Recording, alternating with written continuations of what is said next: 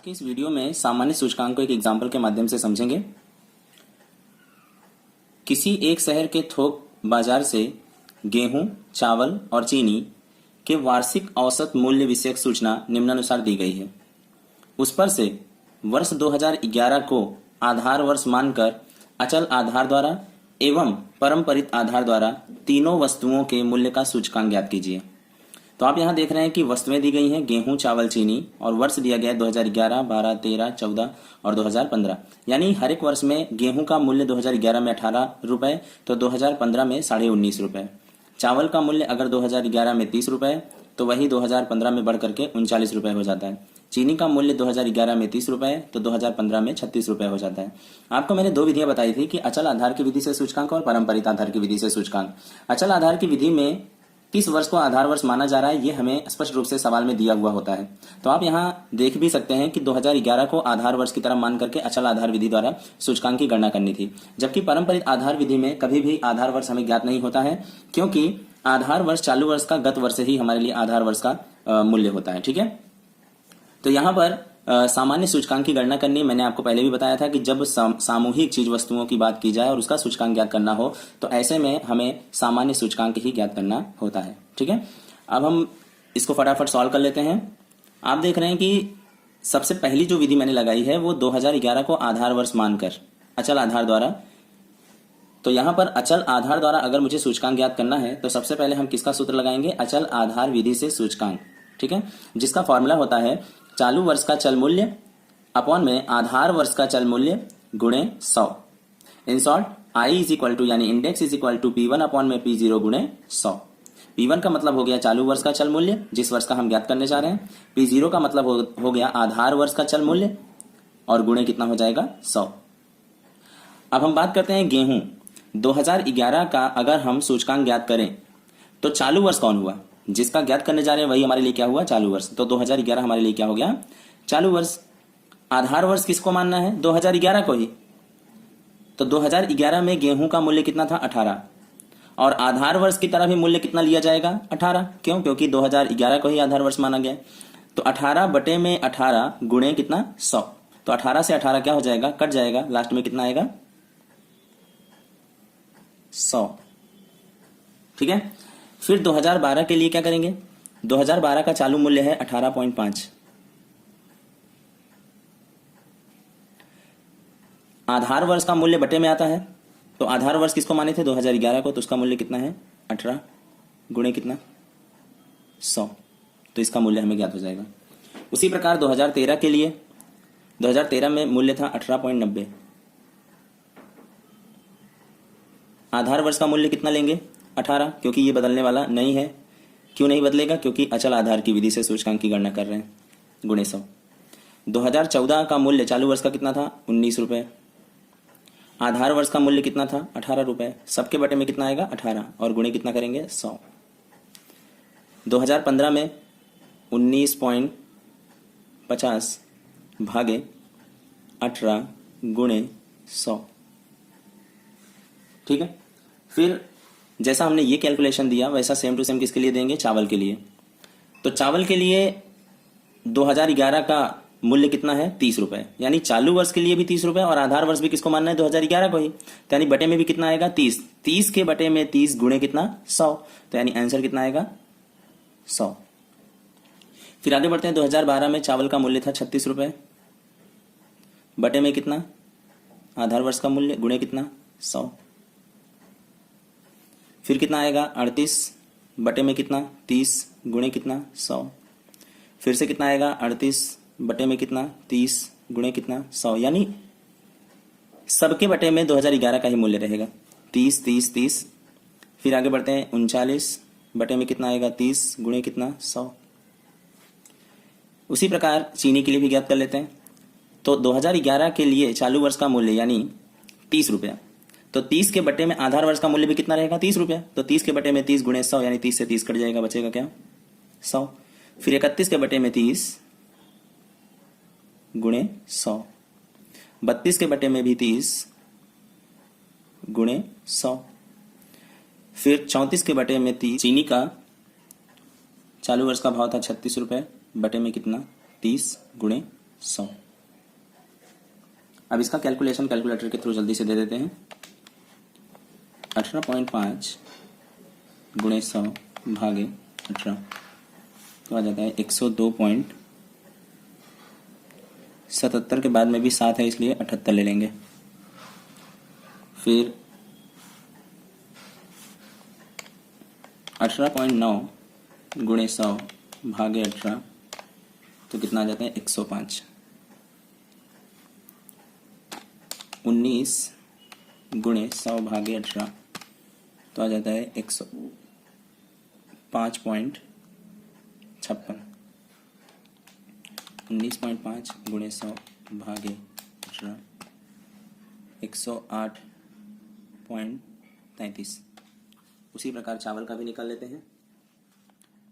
36 गुणे 100 भागे 30 120। 38 गुणे 100 भागे 30 126.67।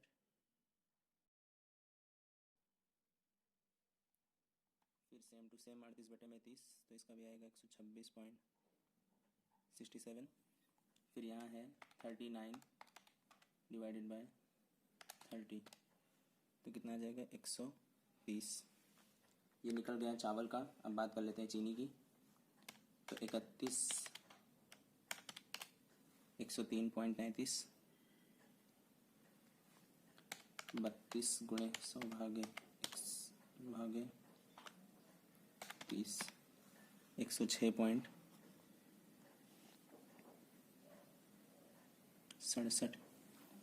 34 बटे में 30 गुणे 100 113.33। 36 भागे 30 गुणे 100 120। ठीक है, ये सभी का इस तरीके से हमें क्या करना है, सूचकांक कैलकुलेट कर लेना है। कैलकुलेट करने के बाद में हमें क्या करना है, यहाँ पर आप देख रहे हैं नेक्स्ट कॉलम है योग की। ठीक है, तो इन सभी का योग करते जाना है। तो 100 100 100 कितना हो जाएगा 300। यहाँ पर भी जोड़ लेते हैं 102.78 प्लस 120 प्लस 103.33 तो हो गया 326.11। ठीक है, फिर आगे बढ़ते हैं 105 प्लस 126.67 प्लस 106.67 तो कितना हो गया 338.34।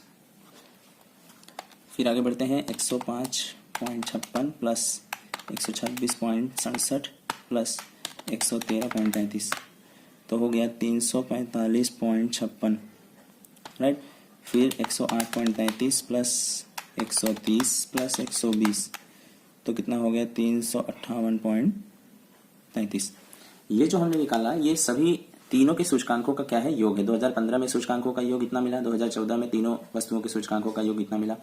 अब क्या करना है, सामान्य सूचकांक का फॉर्मूला होता है जो भी योग रहे उसे क्या करना है, नंबर ऑफ थिंग्स से डिवाइड कर देना है। यानी अगर 300 है तो 300 को कितने से डिवाइड कर देना है, 3 से। तो यहाँ पर 300 is divided by 3 is equal to कितना हो जाएगा 100। राइट, फिर उसी प्रकार कितना है 326.11 को भी कितने से डिवाइड कर देंगे 3 से तो कितना मिल जाएगा 326.11 को भी 3 से डिवाइड करेंगे। क्यों 3 से डिवाइड करें, क्योंकि गेहूं चावल चीनी ये 3 ही वस्तुएं हैं इसलिए। तो यहाँ पर आ जाएगा 108.70। फिर 338.34 इज डिवाइडेड बाय 3 तो 338.34 इज डिवाइडेड बाय 3 112.78।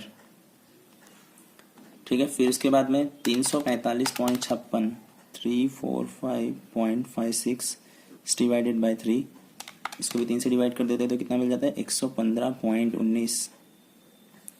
फिर 358.33 डिवाइडेड बाय 3 358.33 डिवाइडेड बाय 3 कितना मिल रहा है 119.44। ठीक है, तो ये हो गया अचल आधार की विधि से सामान्य सूचकांक की गणना। सामान्य सूचकांक किन परिस्थितियों में ज्ञात किया जाता है, जब वस्तुओं की संख्या 2 या 2 से क्या हो, अधिक हो। राइट, फिर आगे बढ़ते हैं। दूसरी विधि है परंपरित आधार विधि से सूचकांक। परंपरित आधार विधि से सूचकांक में उसका सूत्र होता है चालू वर्ष का चल मूल्य बटे में, इसमें क्या होता है आधार वर्ष, इसमें क्या होता है गत वर्ष का चल मूल्य, गुणे 100। I is equal to P1 upon में P0 गुणे 100। दोनों सेम है लेकिन P0 में केवल अंतर रहेगा, यहाँ आधार वर्ष का चल मूल्य रहेगा, यहाँ गत वर्ष का चल मूल्य। चलिए इसको भी फटाफट सॉल्व कर लेते हैं। तो पारंपरिक आधार विधि में मैंने ऐसा आपको बताया था कि अगर मैं चालू वर्ष 2011 लेने जा रहा हूं तो इसका गत वर्ष क्या होगा? 2010, राइट। लेकिन क्या 2010 का मूल्य हमारे पास है? नहीं है, तो 2011 को ही क्या मान लिया जाएगा? गत वर्ष का मूल्य। तो जैसा इसमें आपने 2011 का गत वर्ष भी क्या मानना है? 2011, क्योंकि 2010 हमारे पास नहीं है। तो इसमें क्या हो जाएगा? गेहूं में 18 के अपॉन में 18 गुणे 100, तो इसमें कितना मिल जाएगा? 100। उसी प्रकार चावल में भी क्या मिलेगा? 100। चीनी में भी क्या मिलेगा? 100। यानी इसमें भी कितना मिल जाएगा? 100 100 100। अब जरा हम आगे बढ़ते हैं। 2012 अगर दिया हुआ है तो 2012 का चालू वर्ष का मूल्य 18.50 है, ठीक है। तो गत वर्ष का मूल्य कितना होगा? 18, 18.50, 18। 36 है तो गत वर्ष का मूल्य 30, 36 है तो 30, 31 है तो 30, 31 है तो 30। इससे एक चीज समझ में आ गया कि जैसा ये हमने यहाँ पर लिखा हुआ है वैसा सेम टू सेम ये भी यहाँ लिखा जाएगा। यानी ये दो कॉलम निकालने में हमें झंझट बिल्कुल भी नहीं है, क्योंकि ऊपर वाले को ही देख करके हम नीचे तुरंत फटाफट क्या कर सकते हैं? उतार सकते हैं। तो मैंने यहाँ पर 300 और यहाँ पर 300 is divided by 3 is equal to 100, ये क्लियर हो गया इतना। और यहाँ से मैं डायरेक्टली ले रहा हूँ 102.78, क्योंकि दो बार कैलकुलेशन करने की आवश्यकता नहीं, क्योंकि यहाँ पर सारा कैलकुलेशन हमने किया हुआ है। 120 और यहाँ पर 103.33, फिर 326.11 और लास्ट में आ जाएगा 326.11 को 3 से डिवाइड 108.70। तो ये 2012 का भी परंपरित आधार विधि से सूचकांक हमने फटाफट क्या किया? रेडी कर लिया। लेकिन डिफरेंस कहाँ से चालू हो जाता है? 2013 से। अब 2013 का चालू वर्ष का मूल्य सबसे पहले थोड़ा इजी वे में बताता हूं मैं आपको कि कैसे करना है। 2013 का जो भी वैल्यू है 18.90, फिर क्या है 19, फिर क्या है 19.5 या 50, फिर इसमें कितना है 38 और 39, फिर इसमें कितना है 32, 34 और 36। अब एकदम सिंपल वे में समझ लेते हैं कि 2013 का अगर चालू वर्ष मान रहे हैं तो 2013 का गत वर्ष का मूल्य कितना हुआ? 2012। 2013 का गत वर्ष का मूल्य कितना हुआ? 2012। 2012 में कितना दिखाई दे रहा है? 18.50, तो ये बटे में आएगा, ठीक है। गुणे कितना? 100। उसी प्रकार 2014 अगर चालू वर्ष का मूल्य 19 है तो गत वर्ष का कितना हो गया? 18.90। यानी जो ऊपर है वो नीचे चला आएगा। तो यहां पर आपको समझ में आ गया होगा 19.50 के बटे में कितना आ जाएगा? 19। 2014 का मूल्य बटे में आएगा, क्योंकि गत वर्ष का मूल्य वही हुआ। यहां पर 38 के बटे में कितना आएगा? 36 गुणे कितना? 100, क्योंकि 38 2013 का मूल्य है और 2012 का मूल्य यानी गत वर्ष का मूल्य कितना है? 36। तो चालू वर्ष के बटे में गत वर्ष का मूल्य गुणे 100। 38 के बटे में क्या आएगा? 38 गुणे 100। 39 के बटे में क्या आएगा? 38 गुणे 100, ठीक है। फिर यहाँ पर 32 के बटे में कितना आएगा? 31 गत वर्ष का मूल्य, यानी अगर 2013 के चालू वर्ष की मूल्य बात कर रहे हैं तो 2012 यह क्या हुआ? गत वर्ष का मूल्य। और हम चीनी का भाव ले रहे हैं तो उसमें गेहूं तो नहीं ले सकते, चावल तो नहीं ले सकते, चीनी का ही मूल्य लेना पड़ेगा। तो 32 के बटे में 31 गुणे 100, फिर 34 के बटे में 32 गुणे 100, 36 के बटे में 34 गुणे 100, राइट। चलो इसको कैलकुलेटर से फटाफट कैलकुलेट कर लेते हैं। 18.9 गुणे 100 भागे 18.5 तो मिलता है 102.16।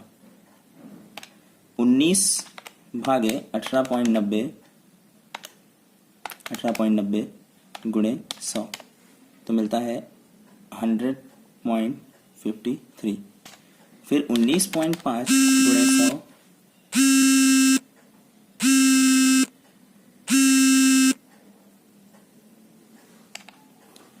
19.5 गुणे 100 भागे 19 तो मिलता है 102.63। 38 गुणे 100 भागे 36 तो मिलता है 105.56। 38 बटे में 38 है तो 100 ही आ जाएगा। फिर 39 गुणे 100 भागे 38 तो मिलता है 102.63। 32 भागे 31 गुणे 100 103.23। 34 भागे 32 गुणे 100 106.25। 36 भागे 34 गुणे 100 105.88। अब जो भी आंसर आया हुआ है इसको भी फटाफट क्या कर लेते हैं? जोड़ लेते हैं। तो 102.16, 105.88 56, 103.23, तो कितना हो गया 310.95। 310.95 को 3 से क्या कर देंगे डिवाइडेड बाई 3, तो कितना मिल जाएगा 103.65। फिर 100.53 प्लस 100 प्लस 106.25, 306.78 को डिवाइड कर देंगे 3 से, 26। फिर आगे बढ़ते हैं 102.63 प्लस 102.63 प्लस 105.88, 311.14,